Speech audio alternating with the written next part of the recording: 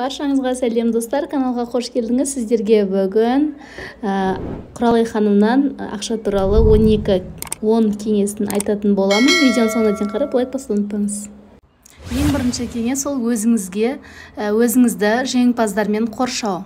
Сараң, еріншек адамдар төменге тартады, тәуекел ету мен пайда табудан айнытады. Өйткені олар өздері пайда таба алмайды. Пайда таба алатындармен араласыңыз. Олардың баға жетпес тәжірибесін сіңіріңіз. Ол туралы мектеп оқулықтарында жазбайды. Өзіңізді табыстылармен және оптимистермен қоршаңыз. Олар табысы және бай болуға көмек береді. Екінші әдіс – жауапкершілікті өзіңізге алу. Жоқшылықтың серігі жауапсыздық.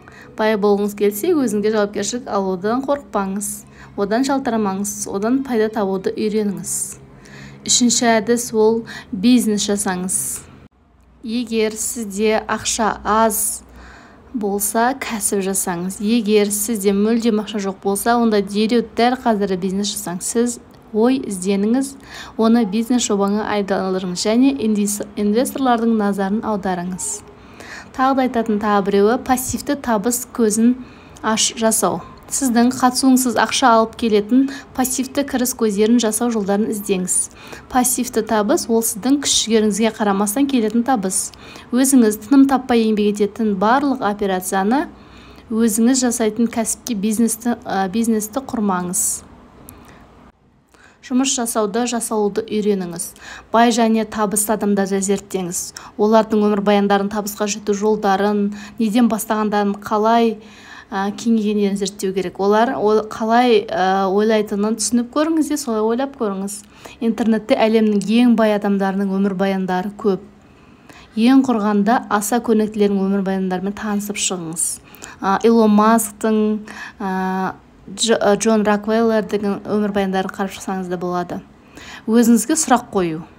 Мынадай сұрақтар: мен кіммін, мен неге бірігеймін, менде мынандай доллар болса не істер едім деген сияқты позитивті ойлармен күштің энергиясын пайдаланып, әрекет етуге алға жылжуға болады. Келесі совет – армандау. Арман ең күшті алға жетелейтін мотивациялық құрал. Армандаңыз және арманыңызды орындауына сеніңіз. Бірақ ешқашан қиялдамаңыз. Қиялдар жүзеге асырылуын талап етпейді, ал армандар талап етеді.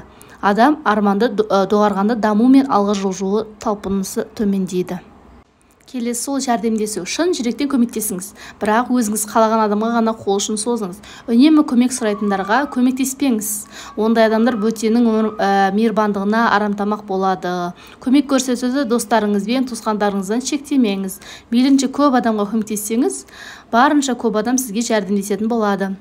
Ең соңғысы берілмеу. Ешқашан берілмеңіз, әрекет етіңіз, бір орында тұрмаңыз, дамыңыз, ортаңызды дамытыңыз, жоқшылықпен күресіңіз. Жоқшылық барлық адамдардың жауы. Кім онымен жақсы күреседі, сол бай және табысты болады, депті Құралай ханым өзінің страницасында. Егер бұл видео сізге ұнаса, каналға тіркеліп лайк басуды ұмытпаңыз. Сізде қандай бай адамның әдеттері бар екенін өз ойыңызды комментарийға жаза кетіңіз.